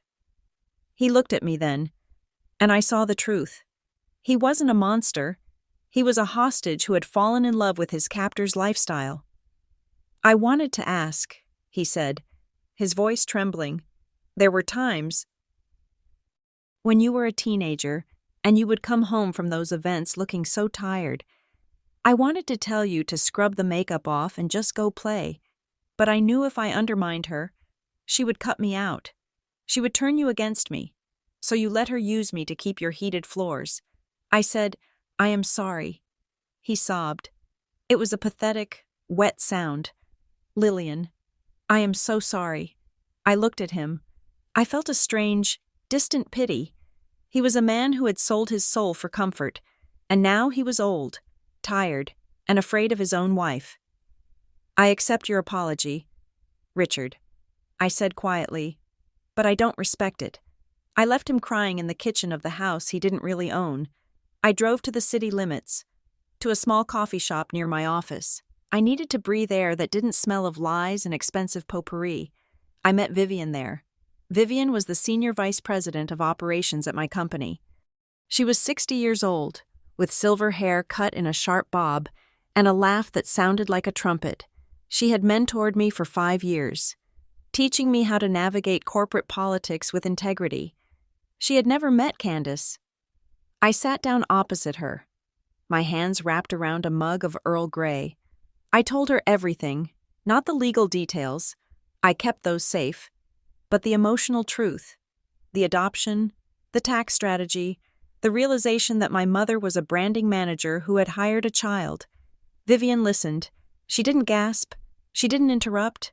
She watched me with steady, dark eyes. When I finished, I felt hollowed out. "So," I said, staring at the steam rising from my cup, "I don't know who I am. I am a spreadsheet entry. I am a fraud." Vivian reached across the table and placed her hand over mine. Her skin was warm and dry. "Lillian, look at me." I looked up. "You are not a fraud," she said firmly. "You are a survivor of a very sophisticated system. Your mother is a structural engineer of narcissism. She built a scaffold, and she put you inside it. But you are the one who grew up. You are the one who learned kindness. Despite her, you are the one who works hard, even though you were handed everything on a poisoned platter." "But I don't have a family," I whispered. "My father is a coward. My mother is a CEO. "Then you hire new staff," Vivian said. I blinked, a small, watery laugh escaping me. "I am serious," she said. "Biology is an accident. In your case, it was a transaction. But family? Family is an active choice. It is the people who show up when they don't get a tax write-off for it. Mark is your family. Sarah is your family. I am your family. If you will have me." She squeezed my hand. "The truth is a heavy thing, Lillian, but it doesn't require cruelty. You don't have to burn her down to warm yourself up. You just have to walk out of the building." I realized then that Vivian knew more about being a mother in 5 minutes than Candace had known in 30 years. Candace thought motherhood was about molding a sculpture. Vivian knew it was about watering a plant. "I am going to walk out," I said, "but first, I have to return the keys."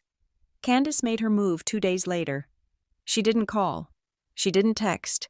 She simply showed up at my front door at 7 in the evening on a Thursday. She was wearing a beige trench coat and carrying a leather portfolio. Her face was composed, her makeup flawless. She looked like she was arriving for a board meeting. "May I come in?" she asked. Mark was standing behind me, his hand on my shoulder. I could feel the tension in his grip. "Yes," I said, "but only for 10 minutes." She walked into the living room and sat on the edge of the sofa. She didn't take off her coat. She placed the portfolio on the coffee table. "I have been thinking," she said, smoothing her skirt. "This situation has become untenable. We are hurting each other, and frankly, it is beneath us." She unzipped the portfolio and pulled out a check. She slid it across the table toward me. I glanced at it. It was a cashier's check. The amount was staggering. $150,000. "What is this?" I asked. "A down payment," she said. "I know you and Mark have been looking at those condos near the river. This is enough for 20% down, plus closing costs. It is a gift, from me, to help you start this next chapter." I looked at the check. Then I looked at the document she pulled out next. It was a thick document, stapled at the corner. "Confidentiality and non-disclosure agreement." "And this?" I asked. "Just standard paperwork," she said, waving a manicured hand. "For the family trust. It simply states that we agree to keep family financial matters private. It protects all of us. You sign this, you deposit the check, and we put this whole ugly business behind us. We go to the gala next week. We take the photos, and we move on." I stared at her. She was trying to buy me again. She had bought me in 1996 for $75,000. Now, adjusting for inflation and the threat level, she was buying my silence for $150. It wasn't a gift. It was a settlement. She was treating me like a disgruntled employee she needed to terminate with a severance package. I picked up the check. Candace smiled. A tight, triumphant little twitch of her lips. She thought she had won. She thought everyone had a price because she had a price. I tore the check in half. The sound was loud in the quiet room. Reep! Candace's smile vanished. I tore it again, and again. I dropped the confetti onto the coffee table. I don't want your money. Candace, I said, I have been your employee for 33 years. I quit. Lillian, be reasonable, she said, her voice turning sharp. This is a lot of money. You are throwing away your inheritance. I pushed the NDA back toward her. I have a counteroffer. I said. I reached into my own bag and pulled out a single sheet of paper. I had written it the night before, with Elias's help. It was a letter of correction. I, Candace Bailey, publicly acknowledged that the narrative surrounding the adoption of my daughter, Lillian, was fabricated for the purposes of image management and financial gain. I admit that the story of signing her was a distortion of a financial arrangement involving the Bright Harbor Children's Fund. I release Lillian from all expectations of public performance and acknowledge her right to her own history. Sign this, I said. Candace read the paper. Her face went white, then red. A vein throbbed in her temple. You are insane, she whispered. You want me to sign a confession? You want me to destroy everything I have built? I want you to tell the truth, I said, for once. She stood up, snatching the paper and crumpling it in her fist. Never, she spat. You ungrateful, vicious little girl. I gave you a life most people would kill for. And you want to humiliate me? I want accountability, I said. I will disinherit you, she screamed. Her composure cracked completely. I will cut you off without a cent. I will tell everyone the real story, that you are mentally unstable, that you are a liar, that you have been harassing us for money. I will ruin you in this town. Lillian, she was panting, her chest heaving.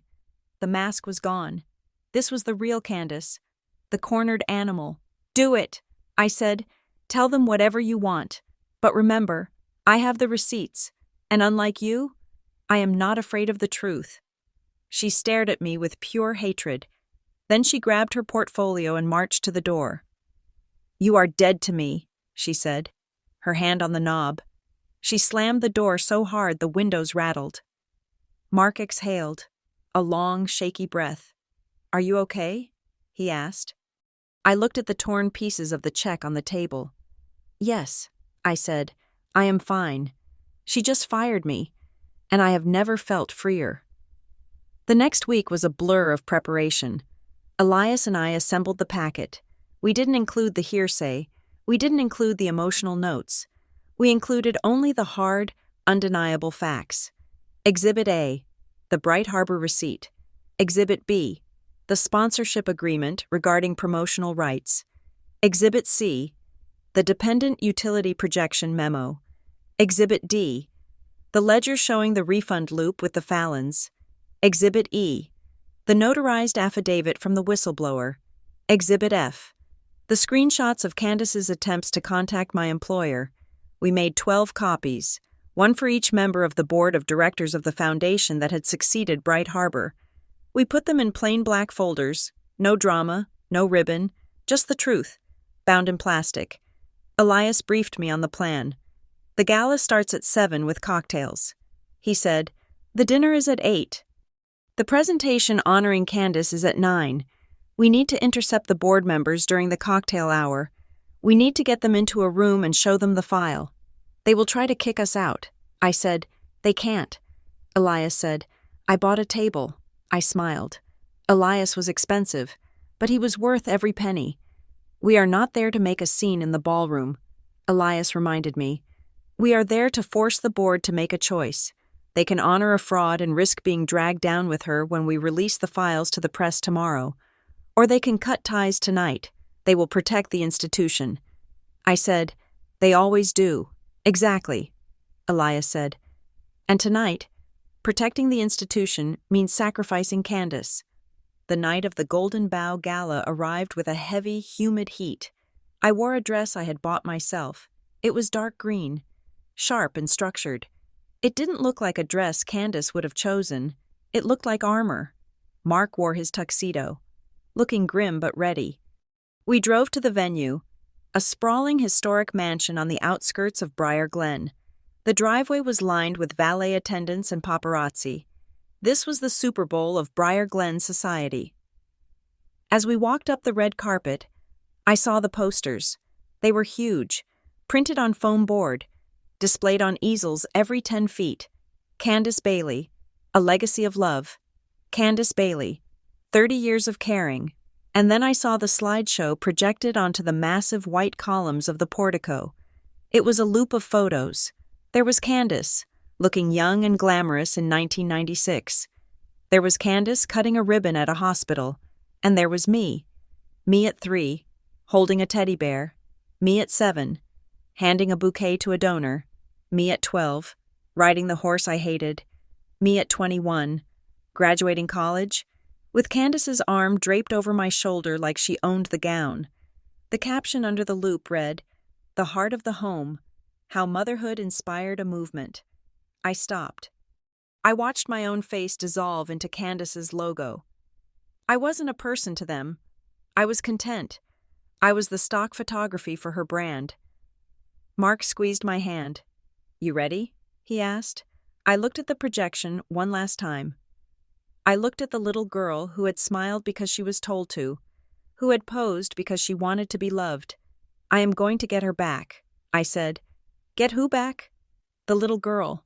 I said, "I'm going to buy her back. And this time, I am paying with the truth." We walked through the doors. The air conditioning hit me, cold and expensive. The room was buzzing with the sound of money and polite laughter.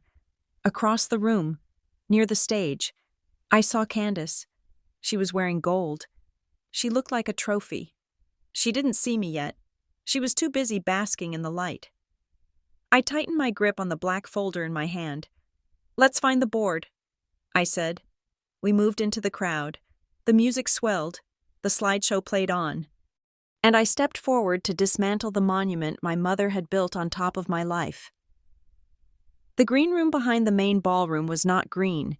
It was a windowless box lined with beige velvet, smelling of hairspray and nervous anticipation. This was the holding pen for the honorees, the place where they checked their teeth and practiced their humility before stepping out to receive their applause.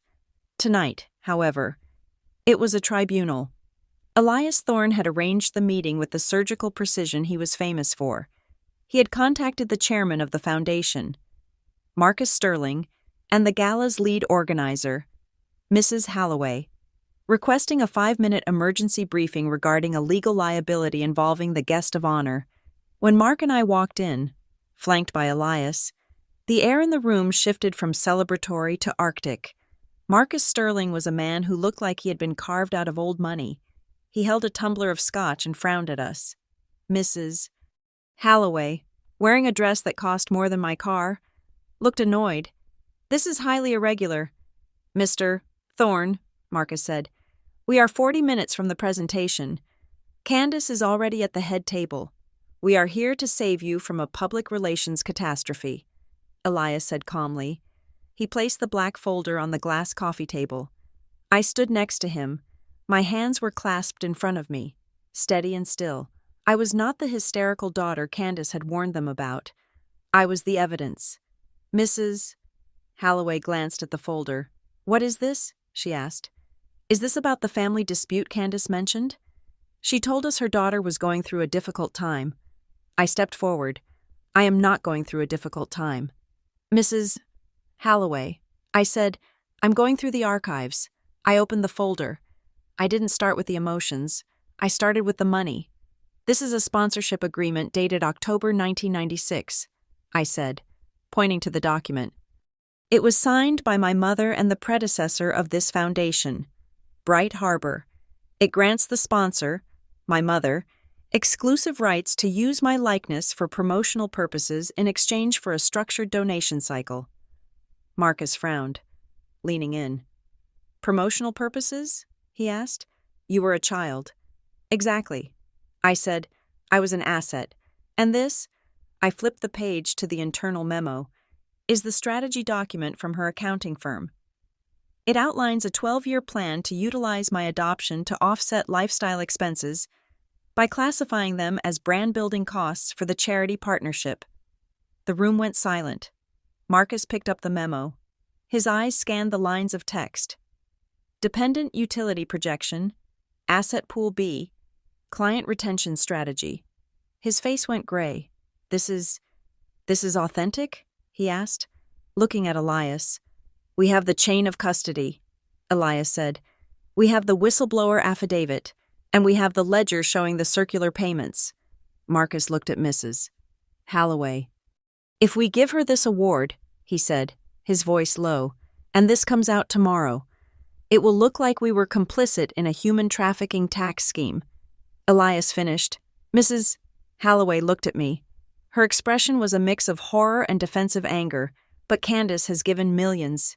She said, she has been the face of this charity for 3 decades. You can't just undo that because of some paperwork from the 90s. It isn't just paperwork. I said, it is my life. I looked her in the eye. Did you know? I asked. Did you know you were honoring a fabricated narrative? Did you know that the story she tells on that stage, the story of the rescue, the sacrifice, the love, was written by an accountant to justify a tax credit? Mrs. Holloway looked away. She adjusted her diamond bracelet. We knew. We knew the arrangements back then were complex. She murmured, it was a different time. That is not an answer. I said. Marcus dropped the memo back onto the table. He was a businessman. He was calculating the damage. We can't let her go up there. He said, we have 300 guests. Mrs. Holloway hissed. The press is here. The mayor is here. We can't just cancel the award. It will be a scene. There will be a bigger scene if you don't. Elias said, Lillian is prepared to release this packet to the investigative team at the Times tomorrow morning. Unless, of course, the Foundation issues a statement distancing itself from the irregularities. Marcus looked at me. He saw the resolve in my posture. He realized I wasn't there to negotiate a payout. I was there to clear the ledger, pull the segment. Marcus said, Marcus, Mrs. Holloway gasped. Pull it, he repeated. Tell the tech booth to cut the slideshow. Tell the MC we are skipping the Lifetime Achievement Award due to a scheduling error. We will issue a press release next week, saying it has been postponed pending an internal review. But what do we tell Candace? Mrs. Holloway asked. Marcus straightened his tie. We don't tell her anything. He said, Not yet. We just don't call her name. We walked back out into the ballroom. The atmosphere had changed, at least for me. The golden light felt artificial. The laughter sounded tinny. I watched the servers moving through the crowd with trays of filet mignon, knowing that the woman at the head table was about to starve in a room full of food. Candace was sitting center stage, laughing at something the mayor was saying. She looked magnificent in her gold sequined gown. She looked like a queen at her coronation. Then, she saw Mrs. Holloway whisper something to the MC. She saw the MC look at his cue cards, frown, and cross something out. She saw Marcus Sterling walk out of the green room and head not toward her table, but toward the exit. Her head snapped toward the back of the room.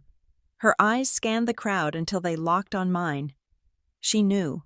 The connection between us was instant and electric. It was the telepathy of mutual destruction. She saw me standing there in my dark green dress, flanked by my husband and my lawyer, and she knew I had pulled the thread. She didn't wait. She stood up. She excused herself from the mayor and walked toward me. She didn't run. She glided, but her speed was predatory. She intercepted me near a large marble pillar, away from the main cluster of tables but still visible to anyone paying attention. Lillian, she said. Her voice was a low, vibrating hum of fury. Hello. Mother, what have you done? She demanded. Why is Marcus leaving? Why is the stage manager clearing the podium? I told them the truth. I said, I showed them the receipt. Her face contorted. For a second, she looked like she might strike me, but she caught herself. She looked around at the guests, forcing a tight, painful smile for a passing couple. You are destroying this family, she hissed through her teeth. You are destroying my legacy. Do you have any idea how hard I worked for this? How many checks I wrote? How many hands I shook? I know exactly what you did. I said, you bought a child to launder your income, and you used her to sell tickets to parties like this. I gave you a life, she snapped, her voice rising. You ungrateful, spiteful little, I saved you from the gutter, and this is how you repay me? By humiliating me at my own gala? I stepped closer to her. I was taller than her in my heels. I am not destroying anything. Candace, I said, you built a structure on deception. It was rotting from the inside. I am just refusing to be the prop that holds it up anymore. She stared at me, her eyes wild. She realized her charm wasn't working. She realized her threats weren't working. She looked at the stage. The MC was tapping the microphone. Ladies and gentlemen, the MC said, his voice booming over the speakers, if you could please take your seats, we have a slight change to tonight's program. Candace panicked. She wasn't going to let them silence her. She was Candace Bailey. She controlled the narrative. No, she whispered. She turned and marched toward the stage. Mother, don't, I said, but she didn't listen. She walked briskly past the tables, her head held high. She climbed the stairs to the stage before the MC could react. She reached out and took the microphone from his hand. The room went silent. This wasn't in the script. Candace stood in the spotlight. Her hands were shaking, the sequins on her dress trembling like dying stars. Thank you. Everyone, she shouted, her voice shrill. Thank you for coming. The guests stared. The MC looked at the stage manager, who was frantically waving his arms. I know there is some confusion, Candace said, breathless, but I wanted to speak from the heart. I wanted to speak about sacrifice. She pointed a finger into the darkness of the ballroom. Searching for me. My daughter is here tonight, she said, Lillian. A spotlight swiveled, searching the room. It found me standing by the pillar. The light blinded me for a second. Lillian is struggling, Candace said, her voice breaking into a performative sob. She has forgotten what family means. She has forgotten gratitude. I saved her life. I took her in when no one wanted her, and now she wants to tear down the very foundation that fed her. The room rippled with whispers. People were pulling out their phones. They sensed the meltdown. I didn't hide. I didn't look down. I stood perfectly still in the spotlight. Candace was spiraling. I did it for her, she screamed, gripping the mic stand. Every donation, every gala, it was for her. And she calls it a transaction. Suddenly, the sound cut out. The microphone went dead. Elias had signaled the tech booth. Candace tapped the mic. Thump, thump, nothing. She looked around, wild-eyed. Then, Marcus Sterling walked onto the stage. He didn't look at Candace. He walked to the podium and leaned into the backup microphone. Ladies and gentlemen, he said, his voice calm and authoritative. We apologize for the interruption. Due to a medical emergency involving one of our honorees, we are suspending the presentation portion of the evening.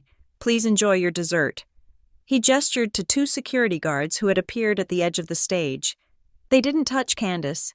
They just stood there, waiting. Candace looked at Marcus. She looked at the crowd. She looked at me. She realized it was over. The mic was dead. The board had turned. The audience was filming her not with admiration, but with the morbid curiosity reserved for car crashes. She dropped the dead microphone. It clattered loudly on the floor. She walked off the stage, her head still high, but her gait stiff. The crowd parted for her as she made her way to the exit. She was radioactive. I turned to Mark. Let's go, I said. As we walked toward the lobby, the whispers followed us. Is that the daughter? What did she say about a transaction? Did you see Marcus's face? I stopped near the entrance. I turned to a group of people who were filming me with their phones.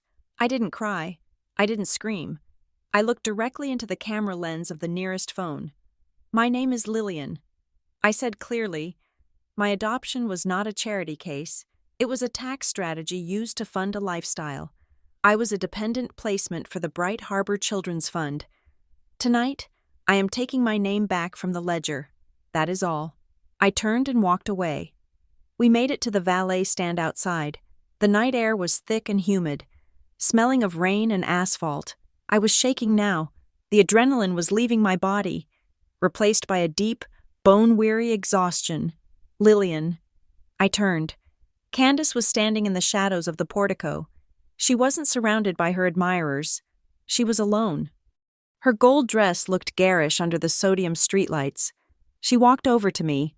Her face was composed again, the mask firmly back in place. She was already rewriting the last 20 minutes in her head. She was already planning the spin, how she was the victim of a boardroom coup, how her daughter was mentally ill. "You think you won," she said quietly. "I didn't win." I said, "I just quit the game." She laughed. A bitter, sharp sound. "You are a fool," she said. "You think these people care about the truth? They care about the show. I gave them a show for 30 years. You gave them... what? A depressingly bureaucratic reality check? They will hate you for it. I don't care if they hate me," I said, "as long as they don't own me." She stepped closer. She smelled of expensive perfume and gin. "I did what I had to do," she whispered. "We were drowning in '96. The business was leveraging us to the hilt. We needed the cash flow. We needed the deductions. I kept us afloat. I kept the roof over your head. I gave you piano lessons and private schools and a trust fund. You gave me a job." I said, "You just didn't tell me I was working." She grabbed my arm. Her grip was tight, desperate. "Without me," she hissed, her eyes boring into mine, "you wouldn't exist here at all. You would be nothing. You would be some waitress in a diner in Ohio. I made you who you are." I looked down at her hand on my arm. I looked at the diamonds on her fingers. Diamonds bought with the tax savings from my existence. I pulled my arm away. "No, Candace," I said, "you made a persona. I am the one who had to live inside it, and now, I am the one breaking out." I turned to the valet who had just pulled up my car. I opened the door. "Lillian," she called out, her voice cracking. "Don't you walk away from me. I am your mother." I paused. I looked back at her one last time. She looked small. She looked like a spreadsheet that didn't balance anymore. "You were my manager," I said. "And your contract is expired." I got into the car. Mark got in the driver's side. "Drive," I said. We drove in silence for a long time. We left the mansion, left the manicured hedges of Briar Glen, left the golden prison of my childhood. We drove onto the highway, heading toward the city, toward our small, messy, honest condo. I pulled out my phone. I had 20 missed calls from relatives. I had 100 notifications on social media. The video of my statement was already circulating. I went to my contacts. I selected Mother. I pressed block caller. Then I opened a new message to Richard. I knew he was probably sitting at home, terrified, drinking scotch in the dark. I knew he had watched the gala on the live stream. "Richard," I typed, "I am safe. I am going home. I love you. But I cannot be part of a package deal anymore. If you want to see me, you can call me. But you have to do it alone. You have to drive your own car. You have to speak your own words. If she is on the line, I will hang up. If she is in the car, I will not open the door. I am open to a relationship with my father, but I am done with the silent partner." I hit send. I watched the message status change to delivered. I put the phone down and rolled down the window. The wind rushed in, loud and chaotic. It messed up my hair. It ruined my makeup. It felt fantastic. I wasn't a dependent. I wasn't a deduction. I wasn't a placement. I was Lillian. And for the first time in 33 years, the books were closed. Thank you for listening to My Mom Announced I Was Adopted for Tax Benefits at My Birthday Party. What I Revealed Made Her. This story was a journey into the dark side of perfect families, where where love is sometimes just a line item on a ledger.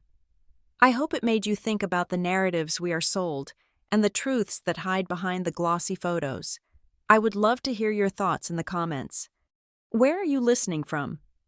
Have you ever had a moment where you realized your family's story wasn't exactly what you were told? Share your experiences below.